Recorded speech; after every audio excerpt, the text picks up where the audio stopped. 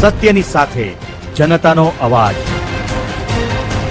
નમસ્કાર અને 24 ન્યૂઝ નેટવર્કમાં આપનું સ્વાગત છે। ગુજરાતના સૌથી મોટા સમાચાર આજની બ્રેકિંગ ન્યૂઝ છે। ઉમરી ગામે ગ્રામ પંચાયતની દબાણો સામે કાર્યવાહી, સ્મશાનની જમીન પરથી ગેરકાયદેસર દબાણ દૂર।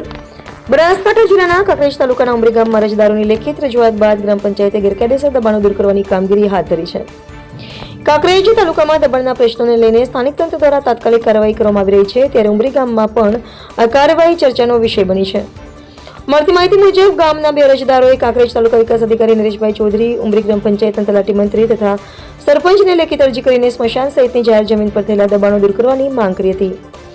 અરજીને ગંભીરતાથી લઈ તાલુકા વિકાસ અધિકારી નરેશભાઈ ચૌધરીએ ઉમરી ગ્રામ પંચાયતના તલાટી મંત્રીને જરૂરી કાર્યવાહી કરવા સૂચના આપી હતી। ત્યારબાદ તલાટી મંત્રી વિક્રમસિંહ વાઘેલા દ્વારા સરપંચ અને ગ્રામ પંચાયતના સભ્યો સાથે બેઠક યોજી દબાણ કરનારાઓને સ્વૈચ્છિક રીતે દબાણ દૂર કરવા નોટિસ આપવામાં આવી હતી।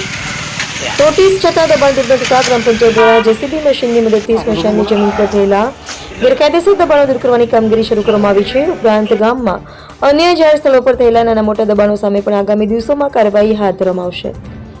તલાટી મંત્રી વિક્રમસિંહ વાઘેલા, ગામના સરપંચ તેમજ જાગૃત નાગરિકોએ જણાવ્યું હતું કે જાહેર હિત અને સરકારી જમીનનું રક્ષણ થાય તે માટે ગ્રામ પંચાયત કાયદેસરની કાર્યવાહી સતત ચાલુ રાખશે।